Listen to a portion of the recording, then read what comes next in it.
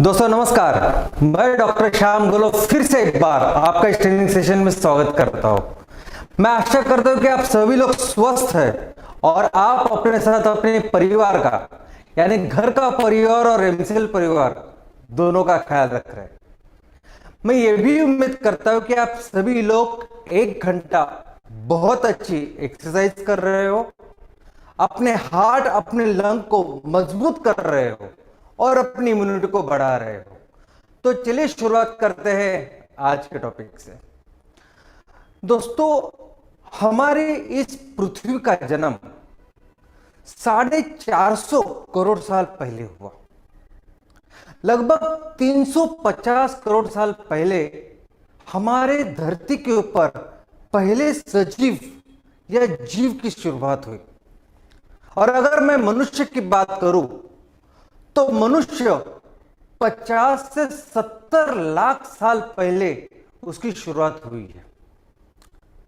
दोस्तों, ये जो पूरा कालखंड है जिसमें मनुष्य की उत्पत्ति से लेके अभी तक ये जो उत्क्रांति है, ये पूरा पीरियड हम 2 हिस्सों में इसका वर्गीकरण कर सकते हैं। एक तो वो हिस्सा जिसमें मनुष्य की शुरुआत से लेके तब तक का हिस्सा जब तक हमारे पास लिखने का कोई माध्यम नहीं था, और जब से लिखना हमने शुरू किया, स्क्रिप्ट शुरू की, तब से लेके अभी तक जो हिस्सा है वो एक दूसरा कालखंड। तो पहले जो कालखंड है जिसमें बिल्कुल कोई लिखाई नहीं थी, उसे हम कहते हैं प्री हिस्ट्री।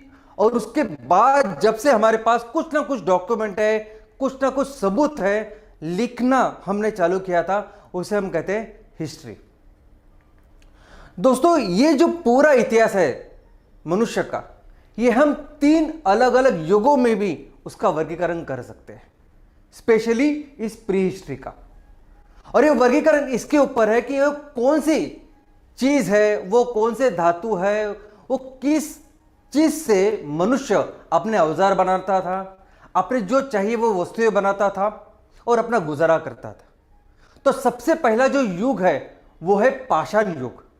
पाषाण युग यानी वो युग कि जिसमें मनुष्य इन सभी चीजों के लिए पत्थरों का यानी इस रॉक का इस्तेमाल करता था। उसके बाद आया ब्रॉन्ज युग यानी कांस्य युग, वो युग कि जिसमें मनुष्य ने इन सब चीजों के लिए कांस्य का उपयोग किया।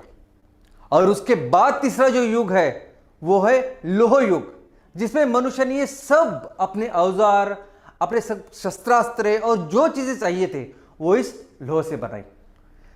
लेकिन दोस्तों, अगर मैं खाना बनाने की बात करूं, कुकिंग की बात करूं, तो कुछ लोग तो बोलते हैं कि ये खाना बनाना उतना ही पुराना है जितने कि हम लोग, और कुछ लोग कहते हैं कि इसकी शुरुआत 4 लाख से 18 लाख साल पहले हुई।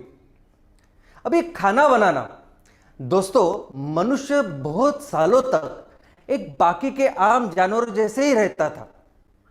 उसका प्रमुख काम था दूसरे जानवरों की शिकार करना और उनको खाना, और दूसरा जंगल में जो कुछ मिलता था वो उसको जमा करना और उसको खाना और अपना गुजारा करना। आज भी हम लोग देखते हैं कि कुछ चीजें ऐसी है कि जो हम ऐसे ही खाते हैं, और कुछ चीजें ऐसी है कि जो हमें एक्चुअली ऑफ कोर्स पका के खानी पड़ती है। तो दोस्तों, कुछ देर तक हो सकता है कि मनुष्य ऐसे ही जिंदा रहा, ऐसे ही अपना गुजारा करता था, लेकिन जरूरत पड़ी उसको बहुत जल्दी इसको पकाने की, रसोई की। हाँ दोस्तों, जब ये मनुष्य शिकार करता था तब उन शिकारों को, उस प्राणियों को चबाने के लिए, उसका डाइजेशन के लिए उनको गर्म करना या उनको पकाना बहुत जरूरी था। तो जब से आग की शुरुआत हुई है इस धरती के ऊपर, जब मनुष्य ने यह खोज किया कि कैसे आग को निर्माण करते हैं, तभी से लेके आज तक ये पकाना, ये रसोई, ये सब कुछ चालू है। और आश्चर्य की बात यह है कि इस चीज में, इस एक खाना बनाने की पद्धति, ये रसोई की पद्धति, इन सब में जो विकास हुआ है और मनुष्य का अपना खुद का विकास, उत्क्रांति और ये सभी का एक बहुत अच्छा तालमेल है।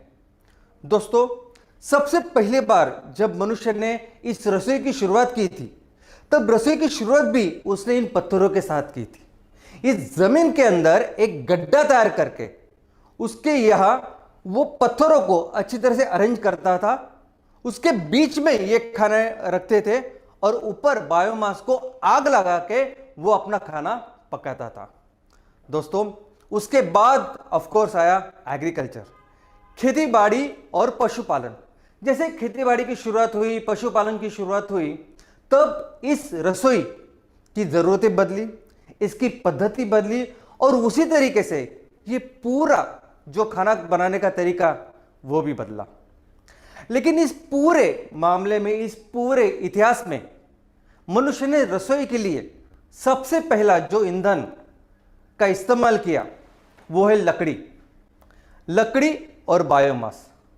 दोस्तों, दुनिया में सबसे पहला जो ईंधन मनुष्य ने हमारे इस खाने के लिए, रसोई के लिए जिसका उपयोग किया और जो आज भी उपयोग करते हैं, उसका नाम है लकड़ी। और दूसरा ऑफ कोर्स बायोमास। बायोमास है क्या? तो बायोमास में लकड़ी के साथ ये बाकी की छोटी छोटी टहनियां, ये पत्ते, फूल, ये बाकी जो हम लोग खेती करने के बाद जो वहां रहता है, जो बायोमास, वो भी, जिसको कचरा भी कहते हैं वो, और सबसे इंपॉर्टेंट यानी हमारा गोबर। दोस्तों, पूरी दुनिया में मनुष्य जहां जहां रहता था, जहां जहां उसने पशुपालन किया, तो जिस पशु का वो पालन करता था उसकी विष्ठा लेके उसका उसने अपने इस ईंधन के स्वरूप पे उसका उपयोग किया है।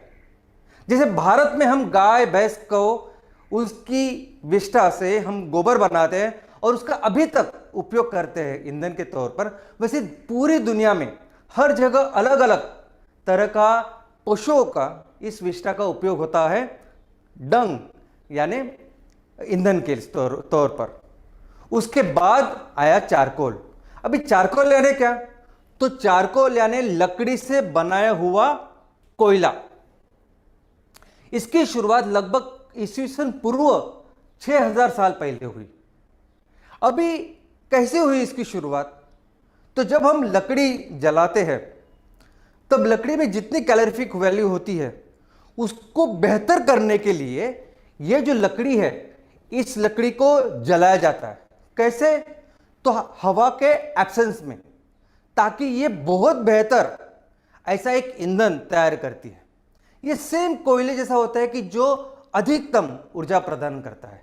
तो बहुत देर तक मनुष्य ने इस चारकोल को, इस लकड़ी से बने हुए कोयले का इस्तेमाल अपने कुकिंग के लिए, रसोई के लिए किया।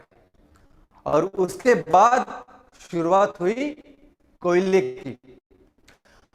अभी कोयले का जिक्र तो बहुत पुराना है, बहुत पुराने संस्कृतियों में इसका जिक्र है, इसके बारे में लिखा गया है। लेकिन सबसे पहले आधुनिक स्वरूप में जिस तरह से आज हम लोग कोयले का इस्तेमाल करते हैं, कैसे करते हैं? तो कोयले की बहुत बड़ी बड़ी खदानें होती है और हम उससे कोयला निकालते हैं।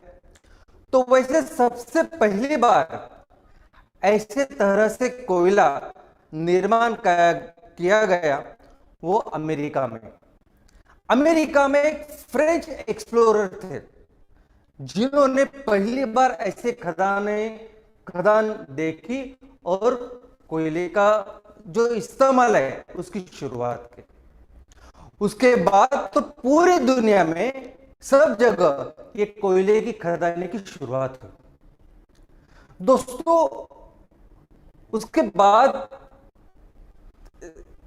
एक शास्त्रज्ञ थे जिन्होंने भाप की शक्ति है उसके ऊपर चलने वाले इंजन का इन्वेंशन किया, जेम्स वैट।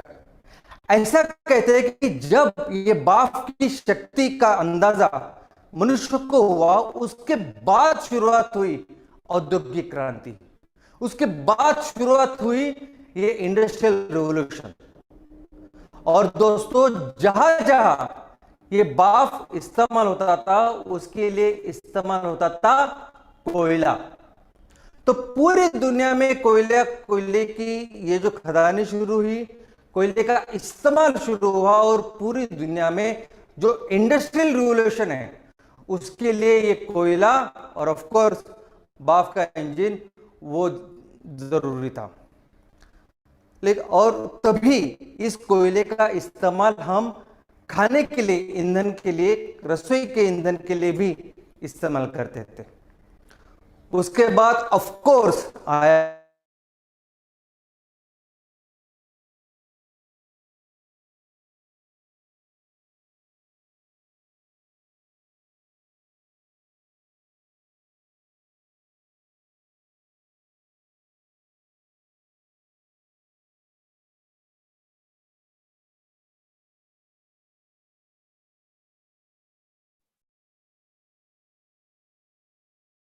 दोस्तों, तकनीकी खराबी के कारण 1 मिनट के लिए शायद हम लोग पॉज हो गए हैं, बट जल्द ही श्याम सर रिज्यूम हो जाएंगे और आज का जो विषय है इसके बारे में श्याम सर हमें और आगे बात करेंगे, हमें बताएंगे। तो कुछ चंद सेकंड्स के लिए please bear with us, there is some technical hiccup, but we are trying to get connected at the earliest. Yes, and here Sham comes.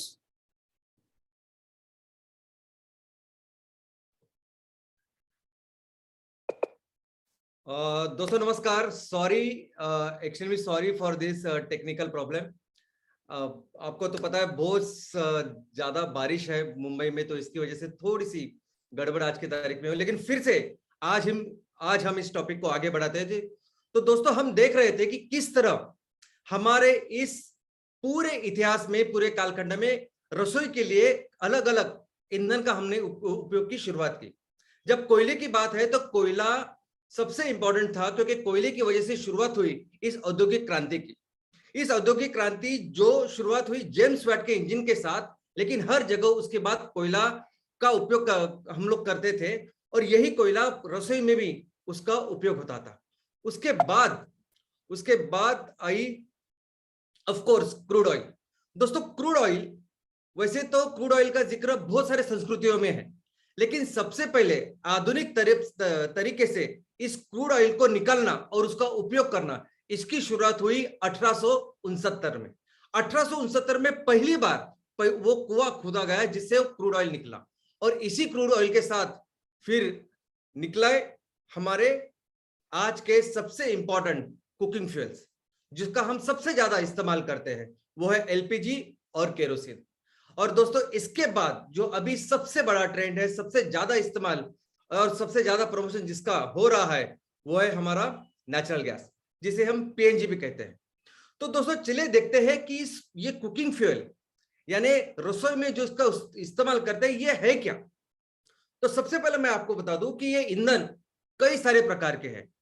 तो जितने प्रकार के ईंधन हैं, इन ईंधनों को एक अलग अलग तरीके से इनका वर्गीकरण भी होता है, लेकिन एक सबसे इंपॉर्टेंट वर्गीकरण या सबसे इंपॉर्टेंट क्लासिफिकेशन जो सभी लोग जानते हैं और मैक्सिमम जिसका इस्तेमाल करते हैं, वो ये है कि उस ईंधन का उपयोग क्या है, उसके हिसाब से उसका वर्गीकरण। तो दोस्तों ऐसे कुछ ईंधन है कि जो सिर्फ ट्रांसपोर्टेशन में हम लोग इस्तेमाल करते हैं, और जिसका नाम है ट्रांसपोर्टेशन फ्यूल्स। तो इसमें पेट्रोल, डीजल, एटीएफ, ये सब कुछ आता है। दूसरे ऐसे फ्यूल जो हम ऊर्जा देने के लिए और ऊर्जा के लिए उपयोग करते हैं, और जिसका इस्तेमाल हम बिजली के लिए भी करते हैं, तो जिसमें कोयला, FO, furnace oil, natural gas, ये सब कुछ आता है। और तीसरा ऑफ कोर्स वो फ्यूल जो हम रसोई में इस खाने के लिए, रसोई के लिए इस्तेमाल करते हैं, और इसे ही हम कहते हैं कुकिंग फ्यूल। तो दोस्तों कुकिंग फ्यूल या रसोई का ईंधन वो ईंधन है जो हम हमारा खाना बनाने के लिए उसका उपयोग करते हैं। अब इस रसोई का जो ईंधन हम लोग कौन सा इस्तेमाल करेंगे, इसका पहला एक कदम है, इसके पहली एक स्टेप क्या है, तो वो है चूल्हा। तो कौन सा चूल्हा हम लोग इस्तेमाल लेंगे, ये तय करता है कि कौन सा ईंधन हम लोग खरीदेंगे। तो चूल्हा और ईंधन ऐसा समझिए एक ही चीज है, एक पहली चीज है, जो ईंधन हमें इस्तेमाल करना है उसके हिसाब से हम अपना चूल्हा खरीदते हैं। चूल्हे का सिलेक्शन करते हैं। अब ये चूल्हे का सिलेक्शन जो है वो 3 अलग अलग घटकों पे आधारित है।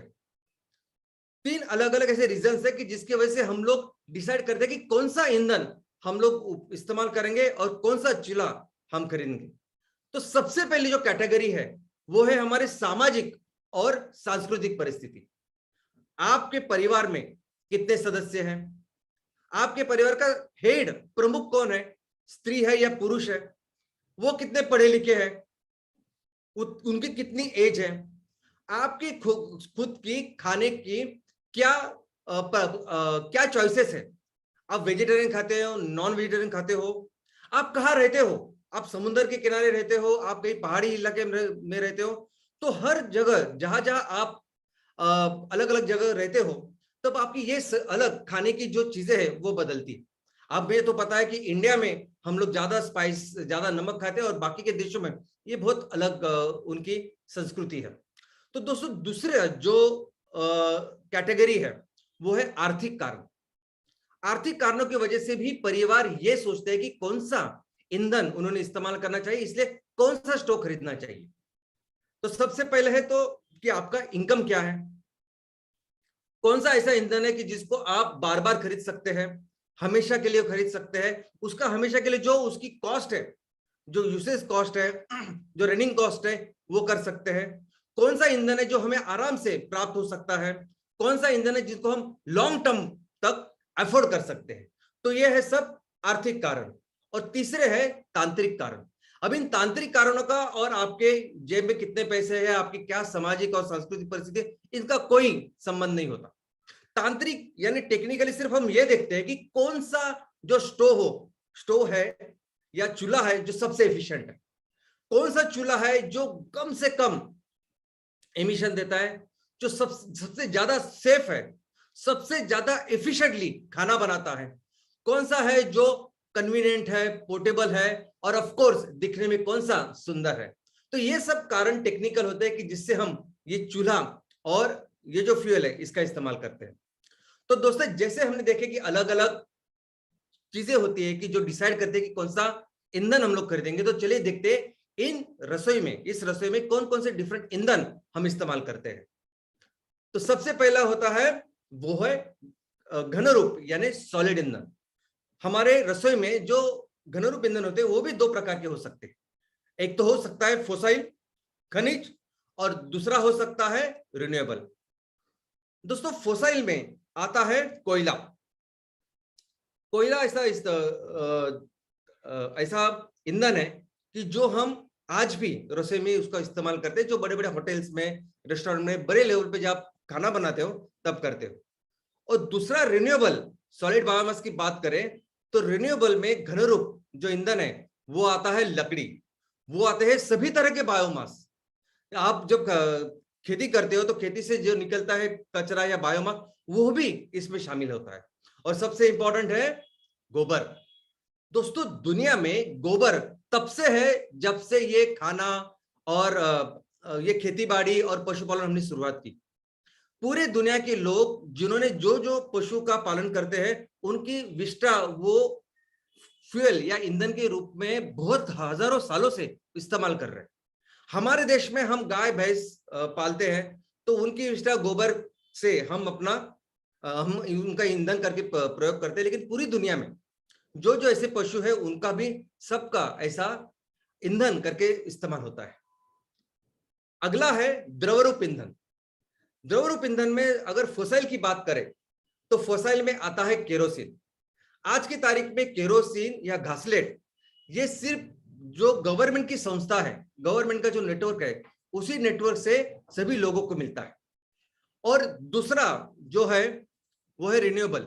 रिन्यूएबल में होता है मेथेनॉल, एथेनॉल, प्लांट ऑयल। तो ऐसे वनस्पति जिसमें ज्यादा शक्कर है इससे बनता है इथेनॉल। ऐसे वनस्पति जिसका फर्मेंटेशन होने के बाद हम अल्कोहल तैयार कर सकते हैं उससे बनता है मिथेनॉल। और ये दोनों फ्यूल ऐसे हैं कि जिनको हम रसोई में इस्तेमाल कर सकते हैं।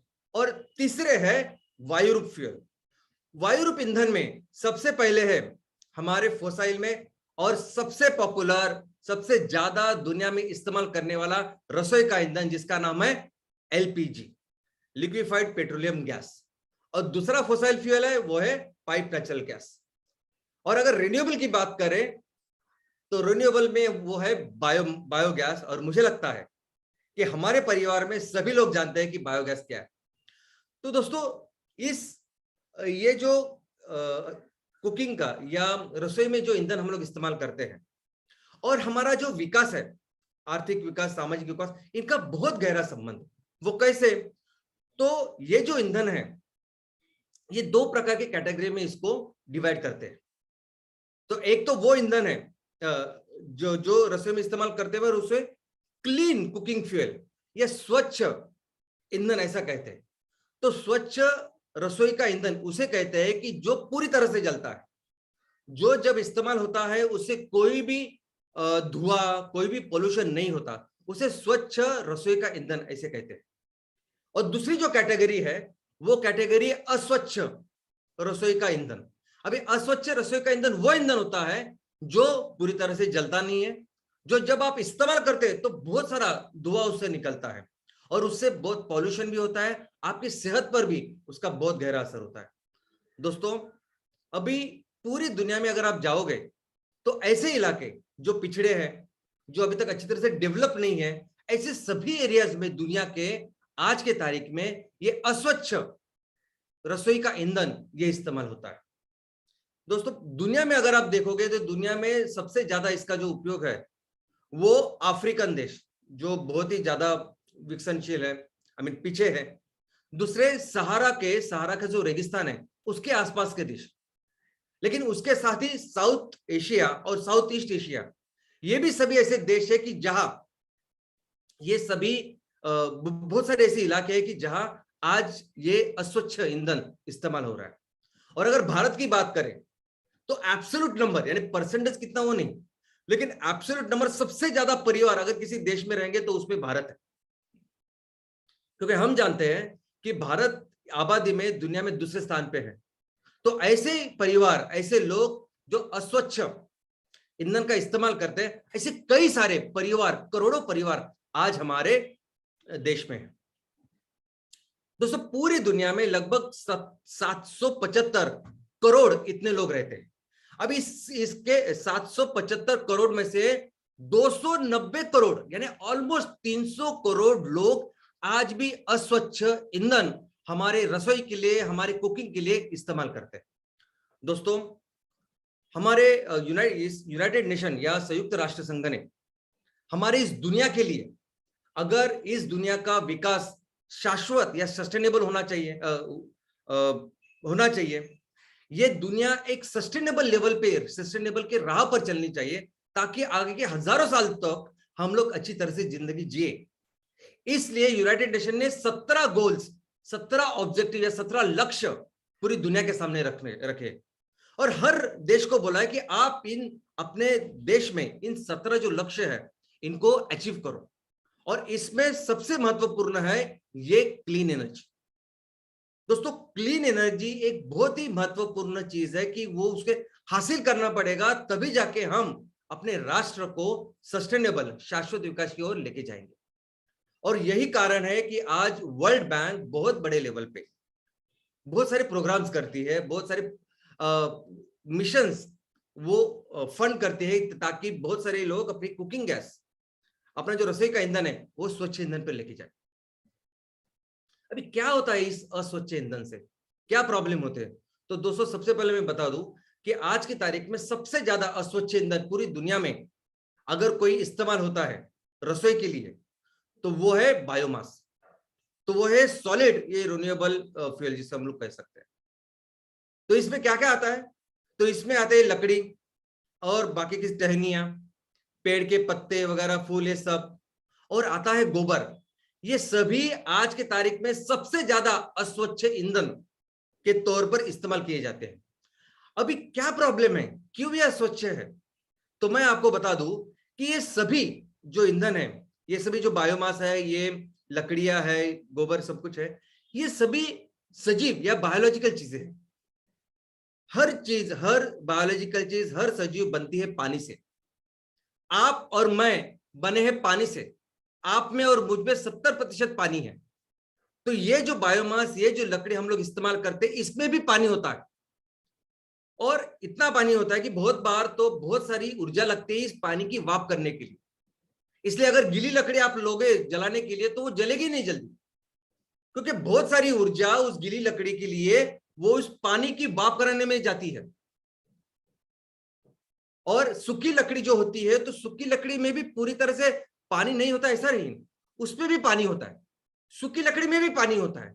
तो बहुत सारी ऊर्जा उस पानी को वाफ कराने के लिए जाती है, और इनएफिशिएंट, यानी जितनी ऊर्जा मिलनी चाहिए उतनी ऊर्जा हमें इस लकड़ी से, बायोमास से पहली तो मिलती नहीं। और दूसरा क्या होता है कि इस बायोमास में बहुत सारी अच्छी जीवन सत्व होते हैं, मिनरल्स होते हैं, अच्छी अच्छी चीजें होती है, जिसकी वजह से ये सजीव, ये बायोमास बनता है।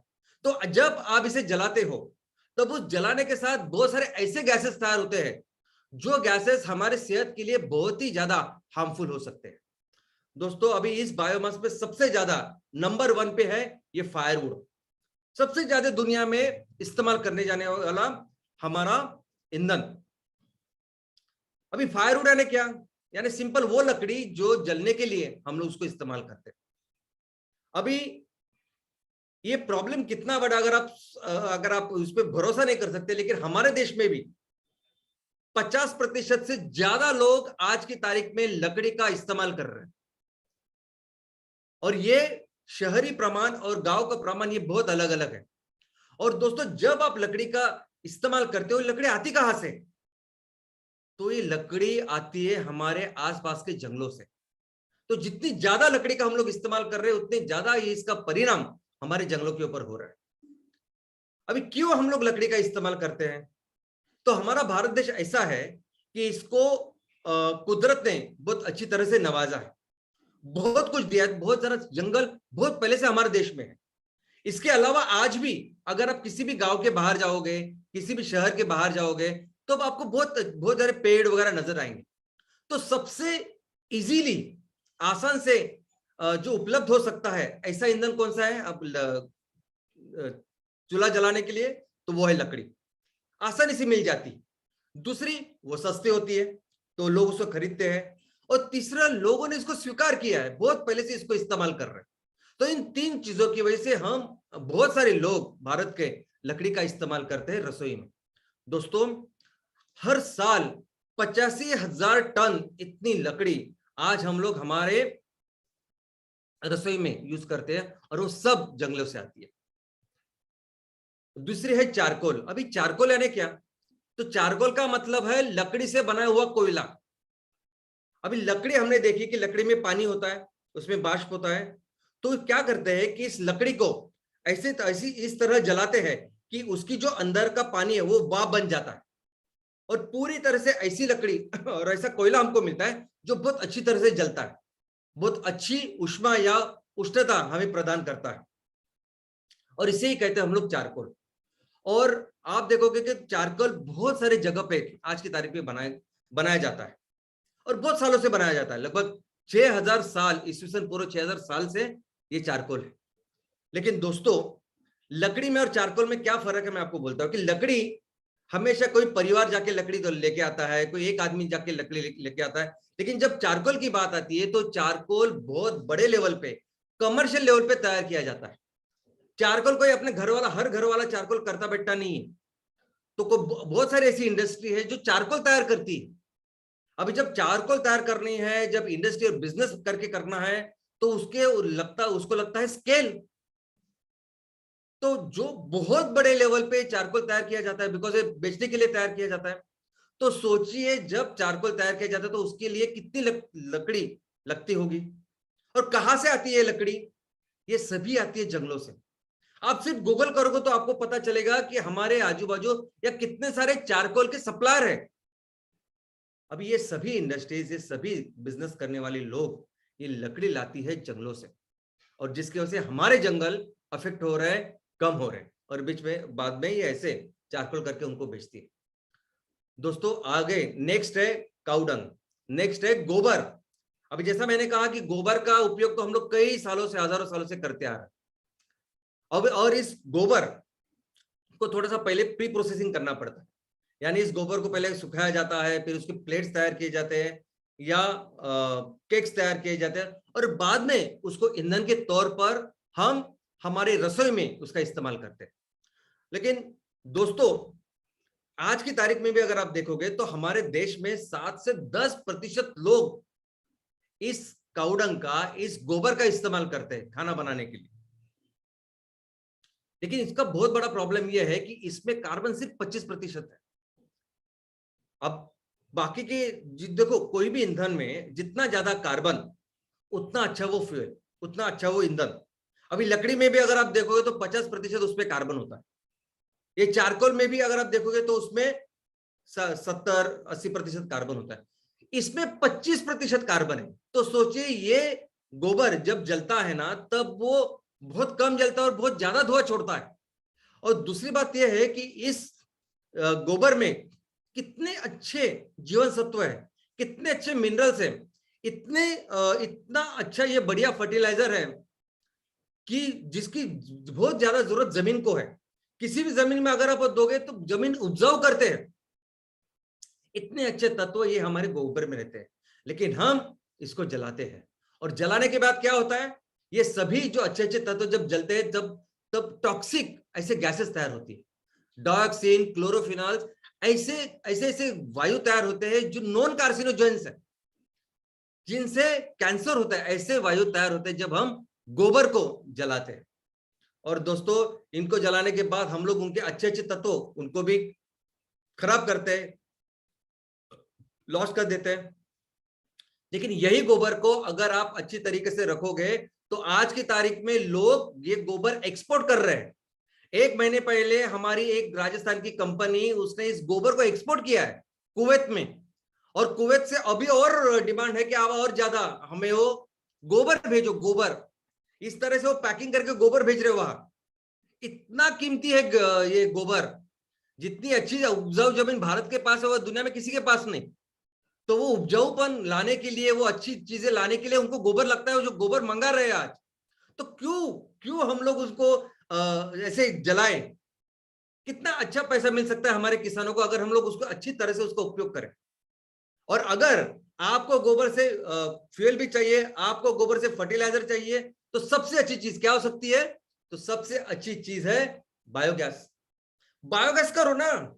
ये पूरा गोबर जो आज अपने गांव में है, जो अपने आजू बाजू में है, उससे बायोगैस की फैक्ट्री में डालो। उससे आप मीथेन तैयार करो, आप ईंधन जो घर के लिए, रसोई के लिए इस्तेमाल कर सकते हैं, ट्रांसपोर्टेशन के लिए इस्तेमाल कर सकते हैं, वो मिलता है। और दूसरा मिलता है बहुत अच्छा फर्टिलाइजर, और उसको प्रॉपर अच्छी पैकिंग करके फिर आप बेचो।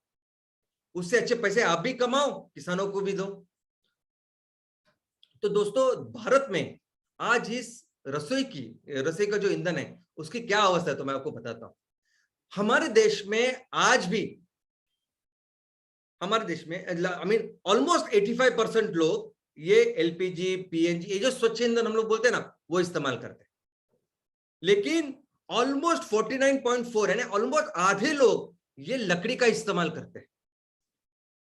गोबर का इस्तेमाल ऑलमोस्ट 23.7 यानी 24% लोग गोबर का इस्तेमाल करते हैं। जो खेतों में जो बायोमास निकलता है छटाई के बाद, उसका इस्तेमाल 15% लोग करते हैं।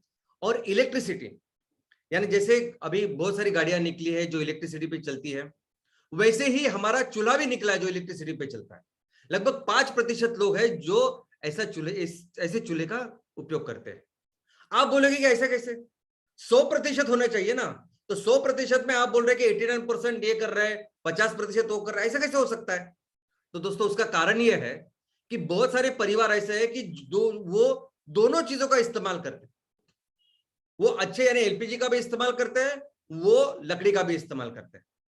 मैं आपको बता दूं कि हमारे गांव में, ग्रामीण भारत में अगर आप जाओगे तो वहां 2-3 अलग अलग चूल्हे रहते हैं। एक तो होता है प्रॉपर जो घर का जो अंदर किचन में रखा हुआ होता है, जिसके ऊपर खाना बनता है, वहां वो एलपीजी रखते हैं। और अपने आंगन में एक दूसरा चूल्हा होता है जिसके ऊपर वो अपने वो नहाने के लिए जो पानी होता है, बाकी की चीजों के लिए पानी हो, वो गर्म करता है। और वहां वो इस्तेमाल करते हैं लकड़ी, वहां वो इस्तेमाल करते हैं गोबर। और इस तरह से बहुत सारे अलग अलग तरह के ईंधन हमारे घरों में आज की तारीख में इस्तेमाल हो रहे हैं। दोस्तों, और ये तो मैंने जनरल बोला भारत के बारे में, लेकिन अगर आप ग्रामीण भारत और शहरी भारत के बारे में देखोगे तो ग्रामीण भारत में ऑलमोस्ट सिर्फ 50% लोग एलपीजी का इस्तेमाल करते हैं और 50% लोग ये बाकी का अस्वच्छ ईंधन उसके ऊपर काम कर रहे हैं। और इससे क्या प्रॉब्लम होता है, इससे क्या परेशानी होती है? तो दोस्तों, आपको सुन के शॉक लगेगा कि हमारे देश में आज की तारीख में सालाना 5 लाख लोग मर रहे हैं। हमारे जो किचन में जो अस्वच्छ ईंधन का जो हम लोग इस्तेमाल कर रहे हैं उससे 5 लाख लोग मर रहे हैं। यानी पूरे साल में टीबी से, पूरे साल में एचआईवी से जितने लोग मरते हैं उससे ज्यादा लोग मर रहे हैं कि हम लोग अच्छा ईंधन, सही ईंधन हमारे इस रसोई में इस्तेमाल नहीं कर रहे। डब्ल्यूएचओ, ये डब्ल्यूएचओ की फिगर है, डब्ल्यूएचओ कहता है कि पूरी दुनिया में 40 लाख लोग हैं जो हर साल सिर्फ और सिर्फ इस अस्वच्छ घरेलू या किचन के ईंधन से मरते हैं। और भारत की बात करें तो यह आंकड़ा 5 लाख है। क्यों, कैसे मरते हैं बताइए आप? तो दोस्तों मैं आपको बता दूं, मैं हमेशा बोलता हूं ना कि आप एक्सरसाइज करो, आप हार्ट और लंग को अच्छा रखो और अपनी इम्यूनिटी को बढ़ाओ। वैसे ही है ये जो हमारी श्वसन संस्था है, जो हम सांस लेते हैं, ऑक्सीजन लेते हैं, ये ऑक्सीजन हर पेशी को मिलना चाहिए, तब जाके हमारी इम्यूनिटी बहुत अच्छी होती है। अभी क्या होता है, जब ये आप अस्वच्छ ईंधन के सामने बैठ के खाना पकाते हो तब ये पूरी इस धुएं की वजह से ये पूरी जो आपकी संस्था है, ये सिस्टम है, ये डैमेज होता है। तो आपके बदन को, आपके पेशी को वो ऑक्सीजन नहीं मिलता जो जरूरी है। ये हार्ट इतना काम करता है इसलिए कि आपको ऑक्सीजन मिले हर समय, और वो जब नहीं मिलता तो आपकी इम्यूनिटी कम हो जाती है, आपको कई तरह के बीमारियां होती है और उसी से होती है मौत है। दोस्तों, हमारा भारत देश ऐसा है कि जिसमें बच्चों में 1 साल के भीतर बच्चे, 5 साल के भीतर बच्चे की जो मृत्यु प्रमाण है वो बहुत ज्यादा है दुनिया में। और इसका कारण क्या है? जो इंपॉर्टेंट कारण भारत में वो है लो बर्थ वेट। वो है कि बच्चे का जन्म के समय बहुत कम वजन, जो कम वजन की वजह से फिर उसको इम्यूनिटी कम होती है उसकी, और बहुत सारी बीमारियां होती है और इसी बीमारी में उनकी मृत्यु हो जाती है। अब क्यों होता है ये बच्चों का कम वेट क्यों होता है? इसका पूरा जो कारण है, इसका बहुत इंपॉर्टेंट कारण है कि हमारा चूल्हा, हमारे चूल्हे में, हमारे रसोई में जो ईंधन हम लोग इस्तेमाल करते हैं वो बहुत इंपॉर्टेंट कारण है कि जिसकी वजह से, ये धुएं की वजह से हमारी जो गर्भवती माता है उनको वो बराबर चीजें नहीं मिलती और उसकी वजह से वो परिणाम बच्चों के ऊपर होता है। दोस्तों, बहुत सारी क्रोनिक डिसीजेस होती है, ऐसे ऐसे खांसी है, ऐसे ऐसे एलर्जिक चीजें होती है कि जिनके दवाई नहीं है, हमारे पास दवाई नहीं मेडिकल इसमें एलोपैथी में। इसके अलावा मैं आपको बोल दूं, मुझे एक चीज मैं आपको बताऊं जिसका आपको पता चलेगा कि कितना भयानक हो सकता है ये। आप कभी कोई अगर सिगरेट फूंक रहा है उसके बाजू में जाके बैठे, आप बैठ नहीं सकते। मैं 1 मिनट नहीं बैठ सकता अगर कोई मेरे बाजू में अगर सिगरेट फूंक रहा है तो। बाहर की बात कर रहा हूं। क्या आप सोच सकते हैं जब हम घर में चूल्हा जलाते हैं उससे इतना प्रदूषण होता है कि मानो हमारे घर में भीतर अंदर इंडोर 400 सिगरेट 1 घंटे में कोई जला रहा है। क्या आपने सोचा है कभी? हम तो सिर्फ ऐसे नजरअंदाज करते कि ठीक है तो हमेशा का है। दोस्तों, इतना भयानक है ये। 400 सिगरेट हर घंटे जलने के बाद जितना प्रॉब्लम होगा ना, उतना प्रॉब्लम होता है हमारे रसोई में अस्वच्छ ईंधन की वजह से, और इसी की वजह से होता है ये कैंसर। जब ये धुआं जाता है, बोलते हैं ना हमेशा, वो सिगरेट का पैकेट देखो, कैंसर होता है, कैंसर होता है। इससे भी कैंसर होता है। आज जो गले का कैंसर कितना बढ़ गया है, ये लंग का कैंसर कितना बढ़ा है, बिकॉज बहुत इंपॉर्टेंट कारण है ये स्वच्छ ईंधन जो हम हमारे रसोई में इस्तेमाल करते हैं। और इसका सोल्यूशन क्या है? तो इसका सोल्यूशन यही है कि सभी लोगों को एक स्वच्छ ईंधन दे, ऐसा स्वच्छ ईंधन जो एक्सेसिबल हो, लोग उसको ले पाए, लोगों को सहज वो उपलब्ध हो। दूसरा, वो अफोर्डेबल हो, यानी वो इतना सस्ता हो कि लोग आराम से उसको खरीद पाए। और तीसरा, उसका स्वीकार कर पाए। वो तो स्वीकार करते ही है, लेकिन आज की तारीख में अगर आप देखोगे तो ईंधन की ऐसी परिस्थिति है कि हमारे परिवारों में सिर्फ और सिर्फ स्वच्छ ईंधन, जिसमें एलपीजी और पीएनजी दोनों शामिल है, ऐसे इसका इस्तेमाल करने वाले परिवार हमारे देश में सिर्फ 46% है। सिर्फ 46% जो सिर्फ और सिर्फ स्वच्छ ईंधन करते हैं, आधे से ज्यादा परिवार अस्वच्छ ईंधन का इस्तेमाल करते हैं। हमारे शहरी भारत में शहरी परिवार में ये जो संख्या है वो 88% है, जो सिर्फ एलपीजी या पीएनजी, बाकी नहीं कुछ। लेकिन गांव में सिर्फ 31% है। गांव में 70% लोग तो बाकी के अस्वच्छ ईंधनों का उपयोग करते हैं। हमारी जो होम डिलीवरी होती है ना एलपीजी की, कि भरा हुआ एलपीजी सिलेंडर आता है और जो खाली हो जाता है, ऐसी सुविधा सिर्फ 43% लोगों के पास ही अवेलेबल है, जिसमें शहरी एरिया इलाकों में 78% और ग्रामीण भारत में 28% ये एलपीजी एक्सचेंज होता है। और एलपीजी और सॉलिड फ्यूल दोनों एक साथ जो इस्तेमाल करते हैं, ऐसे 39% ऐसे परिवार हमारे देश में है, जिसमें शहर में सिर्फ 8% है, लेकिन गांव में 50% लोग यही काम करते हैं, एलपीजी भी रखते हैं और अस्वच्छ ईंधन भी, और कई बार तो अस्वच्छ ईंधन का ज्यादा उसका उपयोग करते हैं। और सिर्फ अस्वच्छ सॉलिड फ्यूल का इस्तेमाल 15% लोग करते हैं। शहर में वो 3% है और गांव में हमारे 19% है। दोस्तों ये तो रही एक बात की जो कुछ है। दूसरा एक बहुत अच्छा जो ऑप्शन सॉल्यूशन जो हमारे सामने है वो है बायोगैस। दोस्तों बायोगैस एक बहुत अच्छा सॉल्यूशन हो सकता है हर गांव में, हर जगह हमारे रसोई के ईंधन के लिए।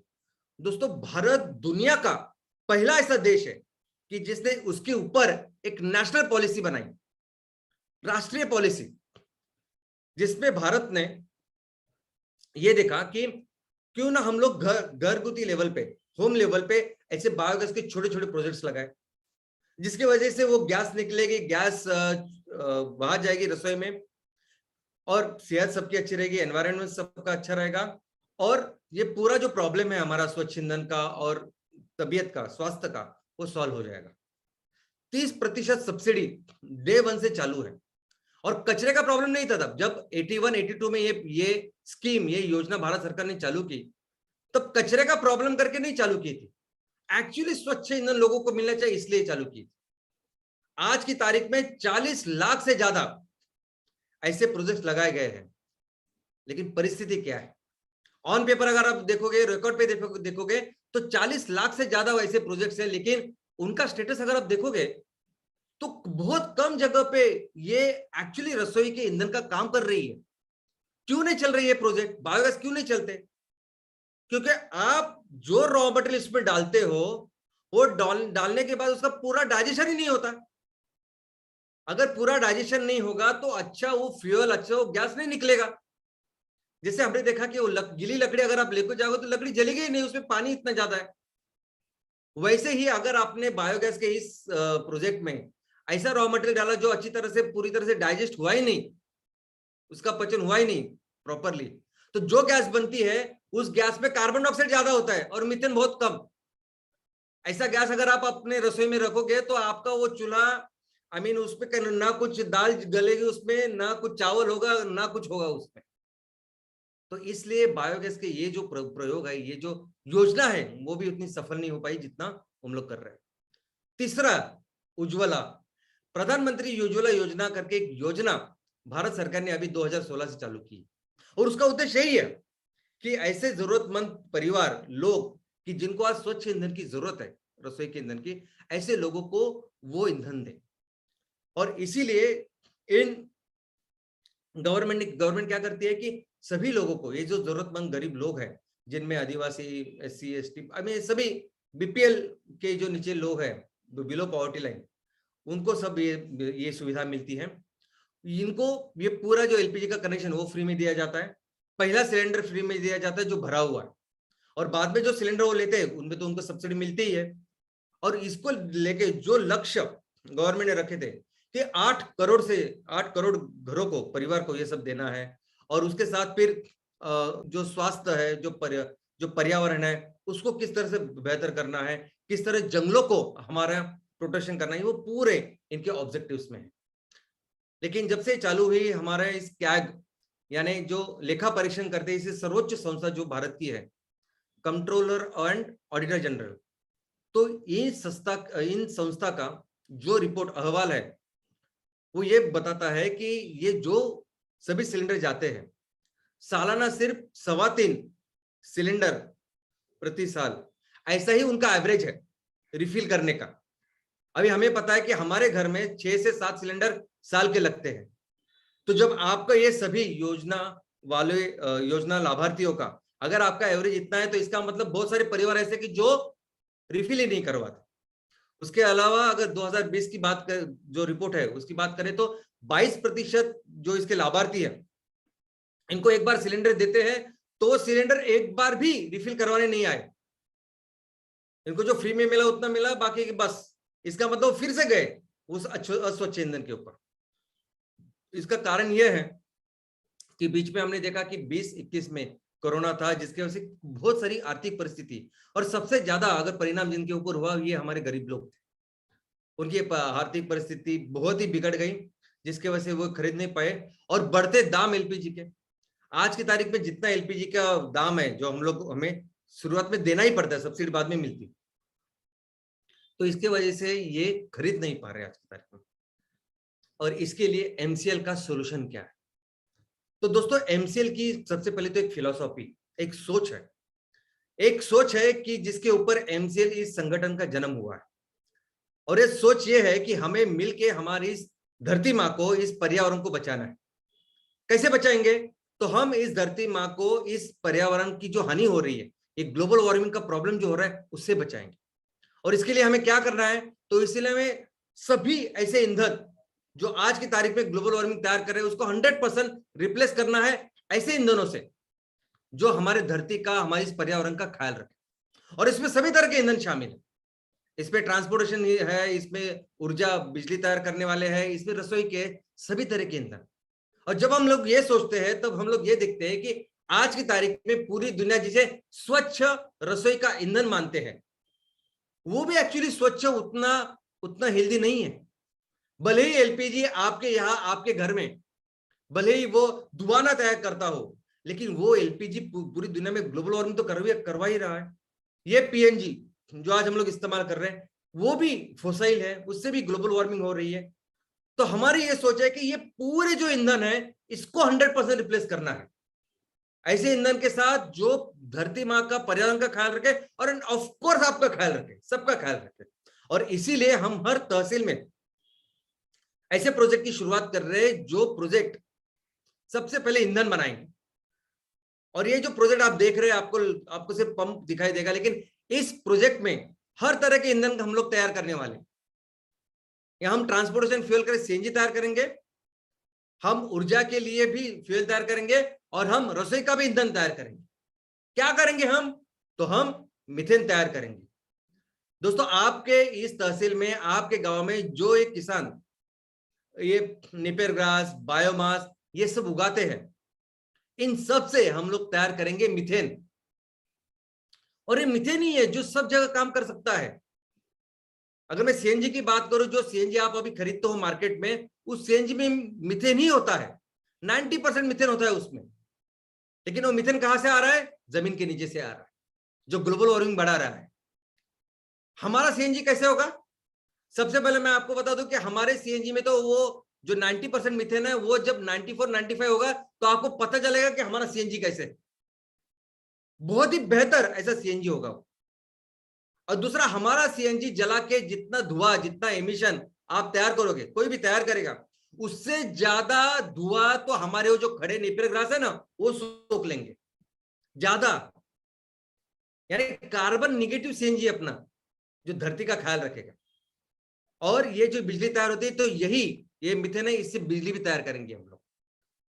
और जहां तक इस कुकिंग की बात है, या हमारे रसोई के ईंधन की बात है, तो दोस्तों, आज की तारीख में पूरे देश में, हर शहर में सभी ये ऑयल मार्केटिंग कंपनियां, गवर्नमेंट से प्रमोट कर रही है कि आप रसोई के लिए पीएनजी लो, पीएनजी लो, पीएनजी लो। पीएनजी यानी क्या? Pipe natural gas. पीएनजी यानी क्या? वो प्राकृतिक गैस जो नीचे से मिलता है। पीएनजी यानी मीथेन, इसमें भी होता है मीथेन। तो बेसिकली आज की तारीख में पीएनजी का मतलब है कि इस पाइप से आपके घरों में ये मीथेन जा रहा है, और आपका जो चूल्हा होता है, उसके साथ वो कनेक्टेड होता है, और उसके ऊपर एक मीटर होता है। यानी आपके घर में जैसे बिजली के लिए मीटर होता है बाहर, और आप कितनी बिजली का इस्तेमाल कर रहे हो दिखता है बाहर, वैसे ही गैस का है, वैसे ही पीएनजी का है। जितना गैस, जितना पीएनजी आप इस्तेमाल करोगे उतना उस मीटर में नजर आएगा। और इस तरीके से पूरी दुनिया में सभी जगह लोग कर रहे हैं, तो हम लोग भी वो कर सकते हैं। जैसे हम सीएनजी बनाएंगे, लोगों को देंगे, तो हम भी इस पीएनजी का, इस मीथेन का निर्माण करेंगे, इस घरेलू गैस का निर्माण करेंगे और अपने लोगों को दे सकते हैं। और दोस्तों मैं आपको बता दूं, आने वाला जो भविष्य है वो गैस का है। हमारी पूरी अर्थव्यवस्था अभी गैस की ओर बढ़ रही है। आपको शायद पता नहीं, हमारी गवर्नमेंट ने बहुत बड़ा इंफ्रास्ट्रक्चर तैयार किया है गैस के लिए। गवर्नमेंट ने 1 लाख करोड़ का निवेश करके हमारे पूरे देश में इस गैस के लिए पूरी पाइपलाइन तैयार की है। पाइपलाइन इंफ्रास्ट्रक्चर, ताकि हर शहर में मैक्सिमम जगह पे सीएनजी मिले और मैक्सिमम जगह पे पीएनजी मिले। मैक्सिमम के हर जगह में जाना चाहते हैं हम लोग, ताकि ये जो गैस है, यही गैस से हर तरह की ऊर्जा देश को मिले। यही गैस जाए जो बिजली बनाने का काम करे, यही गैस जाए इंडस्ट्री में और जो इंडस्ट्री को जो ऊर्जा चाहिए वो दे। यही गैस जाए सीएनजी बनाए और जो ट्रांसपोर्टेशन फ्यूल करे। यही गैस घर में जाए, रसोई के गैस का काम करे, रसोई के ईंधन का काम करे। तो हमारी पूरी अर्थव्यवस्था भी गैस की ओर जा रही है। और दोस्तों, भारत दुनिया में सबसे ज्यादा गैस इंपोर्ट करने वाला देशों में से एक है। सबसे पहले सबसे ज्यादा जो 4 देश है ना, उसमें भारत है जो सबसे ज्यादा ये एलएनजी या गैस इंपोर्ट करता है। 40% से ज्यादा ये गैस हम कुवैत से मंगाते हैं, और बाकी का बचा हुआ ये सऊदी अरेबिया और बाकी के जो ओपेक देश है उनसे मंगाते हैं। और कहां से आता है गैस? हजारों किलोमीटर से आता है। हजारों किलोमीटर से पाइपलाइन है जिससे गैस आती है हमारे देश में। पाइपलाइन भी है और बड़े बड़े जहाज है कि जिसमें एलएनजी आते हैं, और हमारे बाकी जो बंदर है ना उसमें आते हैं। और फिर ये गैस आने के बाद ये पूरा जो हमारा डिस्ट्रीब्यूशन सिस्टम बना हुआ है उसमें गैस जाता है। और फिर ये जो अभी निवेश करके इतना बड़ा इंफ्रास्ट्रक्चर हम लोगों ने तैयार किया है, इसी गैस से फिर मिलता है आपको सीएनजी। इसी गैस की वजह से जा रहा है घर घरों में पीएनजी, इंडस्ट्री में जा रहा है, हर जगह भी ये जा रहा है, बिजली बनाने के लिए इस्तेमाल हो रहा है। तो दोस्तों, एक तो बहुत अच्छी बात है कि आज हमारे देश में इतनी अच्छी व्यवस्था बनी है गैस के लिए। लेकिन उससे भी अच्छी बात मैं आपको बता दूं कि हमें अभी इस गैस के लिए कहीं बाहर से गैस मंगाने की जरूरत ही नहीं है। कोई जरूरत नहीं किसी देश से हमें गैस मंगाने की, इंपोर्ट करने की। हम 100% ये गैस हमारे घर में तैयार कर सकते हैं। इतना ही नहीं, और ये गैस सिर्फ रसोई के ईंधन की बात नहीं कर रहा हूं मैं, हर तरह के ईंधन। यानी जो गैस अगर हमें उससे सीएनजी बनाना है, बिजली बनानी है, ये सब कुछ ये गैस हमारे घर में तैयार कर सकते हैं। हम लोग अपने देश को इस गैस में आत्मनिर्भर कर सकते हैं, स्वयं पूर्ण कर सकते हैं। और ये करेगा सिर्फ एक आदमी, और उस आदमी है हमारा किसान। दोस्तों, हमारे देश में इतनी ज्यादा जमीन है, इतनी ज्यादा अच्छी खेती है जो कुदरत ने हमें दी है, जो दुनिया में किसी के पास नहीं है। हमारे किसान इतने मेहनती है, इतनी मेहनत करते हैं जो दुनिया में बाकी की जगह पे लोग नहीं करते। ये वही किसान है जिसने अपने देश को, ऐसा देश जो दूध के लिए दूध की पाउडर इंपोर्ट करता था, उसे दुनिया का सबसे बड़ा दूध उत्पादक देश बनाया। ये वही किसान है कि जिसके बलबूते पे हम 90% ऑफ द टाइम पूरे दुनिया की सबसे बड़ी अर्थव्यवस्था थी। और ये वही किसान है जो हमें फिर से हमारे देश को हर तरह की ऊर्जा में स्वयं पूर्ण करेगा, हर तरह की ऊर्जा। और अगर मैं इस कुकिंग गैस की बात करूं तो 100% हम लोग कुकिंग गैस में तो स्वयं पूर्ण होंगे ही, लेकिन हम ये सबसे अच्छा ईंधन पूरी दुनिया को भी दे सकते हैं। इतनी कैपेसिटी आज हमारे देश में, आज हमारे इस किसान में। और जहां तक ये इसकी बात है, घरेलू ईंधन की बात है, तो दोस्तों शायद हमें पाइपलाइन हमें शायद वो पॉसिबल ना हो। जहां छोटे छोटे गांव में हमारे लोग रहते हैं, जंगलों में हमारे आदिवासी भाई बहन रहते हैं, कितने सारे लोग हैं जो आज की तारीख में उनके पास इस खाना बनाने के लिए रसोई में वो ईंधन नहीं मिलता। तो जरूरत नहीं वो पाइपलाइन डालने की हर जगह। हम ऐसे सिलेंडर तैयार करेंगे और इस सिलेंडर में वो हमारे मीथेन डाल के हम लोग हर घर में देंगे। बिल्कुल जरूरत नहीं पाइपलाइन की हमें तैयार करने की। जैसे आप एलपीजी का सिलेंडर देखते हो ना, वैसे सेम सिलेंडर हम लोग तैयार कर सकते हैं, छोटे कर सकते हैं। अगर हमें बहुत पहाड़ी इलाकों में काम करना है तो 5 किलो के कर सकते हैं। ये 14 किलो का रहता है 14.2, तो हम लोग 5 किलो के, 7 किलो के, 8 किलो के कर सकते हैं। और हर किसान को, हर हमें जो भी जरूरतमंद है हमारे गांव में, उनको दे सकते हैं। और उनको चूल्हा बदलने की जरूरत नहीं है, चूल्हा वैसे ही रहेगा, ऊपर का आपका चूल्हा वैसे ही रहेगा। आपको सिर्फ एलपीजी का सिलेंडर निकालना है और हमारा सिलेंडर उसमें रखना है, बस यही काम करना है। लेकिन दोस्तों इसमें एक बहुत अच्छी बात मैं आपको बोलता हूं। अभी एलपीजी के सिलेंडर का क्या होता है कि आपका भरा हुआ सिलेंडर होता है, जब वो खाली हो जाता है तब आप उसको देते हैं और भरा हुआ मंगाते हैं, लगाते हैं।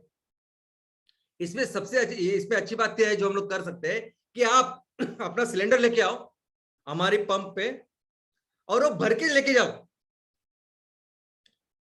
यार ऐसे नहीं कि भरा हुआ लेके गए और ये रखे, इसकी भी जरूरत नहीं। अभी आपको आपके गाड़ियों में जो सीएनजी हम लोग भरते हैं, तो सीएनजी कहाँ डालते हैं? एक्चुअली वो सीएनजी आपके गाड़ी में एक जो सिलेंडर होता है, टंकी होती है, उसमें ही डालते हैं, टंकी में ही डालते हैं, कोई दूसरा सिस्टम नहीं होता। तो यहां भी जो करना है वो टंकी में ही डालना है। तो ये काम हम लोग अपने गांव में, अपने तहसील में कर सकते हैं।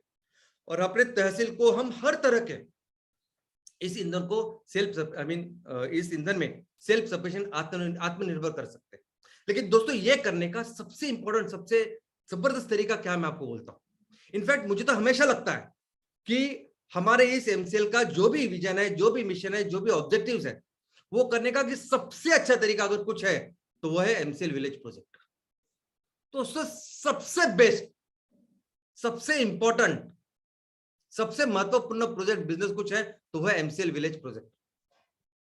क्योंकि हर ग्राम पंचायत में बसा ये प्रोजेक्ट यही सबसे पहले क्या करेगा कि अपने गांव में जितनी खेती है उससे ज्यादा बायोमास हम लोग तैयार करेंगे, ज्यादा से ज्यादा गैस वो तैयार करेंगे। और ये कोई आलू नहीं है, ये कोई प्याज नहीं है, कुछ ज्यादा बढ़ेगा तो उसका रेट कम हो जाएगा।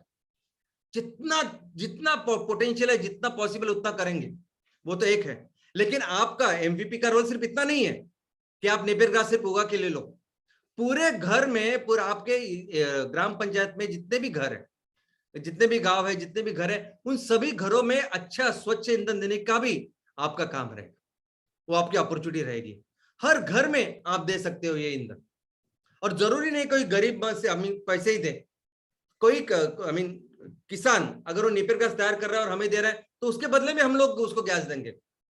ऐसे कोई घर है जिनके घर में शायद उनके पास खेती नहीं है, जमीन नहीं है, तो वो पशुपालन करेगा, कुछ ना कुछ काम करेगा, हमारे लिए कुछ एमसीएल इको फ्रेंडली प्रोडक्ट्स बनाएंगे, वो हम लोग खरीदेंगे और उसको ईंधन देंगे। तो बहुत अच्छा काम हमारा एमवीपी हर गांव में कर सकता है। इनफैक्ट ये हमारा फाउंडेशन है, इसको हम लोग अच्छी तरीके से करेंगे तो पूरी जितना हमारा पोटेंशियल है पूरे दुनिया के लिए, हम पूरी दुनिया के लिए दोस्तों 17 से 18% इतना फ्यूल तैयार कर सकते हैं। हमें जरूरत है सिर्फ 3.5, 4, मैक्सिमम 4.5% की, और पूरी दुनिया के लिए 18% हम लोग इतना फ्यूल तैयार कर सकते हैं। ये छोड़िए कि ना आत्मनिर्भर और आत्म स्वावलंबन बनना, हम एक्सपोर्ट करेंगे। इतना कैपेसिटी, इतना पोटेंशियल भारत के पास है कि हम लोग आने वाले दिनों में नेक्स्ट ओपेक कंट्री होंगे। जितना ईंधन हमें लगता है उससे ज्यादा हम लोग बाहर के देशों को एक्सपोर्ट करेंगे। और दोस्तों मुझे लगता है कि जिस तरीके से आप सब लोग काम कर रहे हैं, जिस तरह से आप मेहनत करते हैं, हम फिर से हमारे देश को एक सबसे बड़ी अर्थव्यवस्था बना सकते हैं, सबसे बड़ी इकोनॉमी बना सकते हैं। तो चलिए मिलते हैं, बहुत मेहनत करते हैं और फिर से अपने देश को दुनिया की सबसे बड़ी अर्थव्यवस्था बनाते हैं, अपने देश को फिर से सुजलाम सुफलाम बनाते हैं। धन्यवाद, थैंक यू। चलो अपने देश को सबसे बड़ी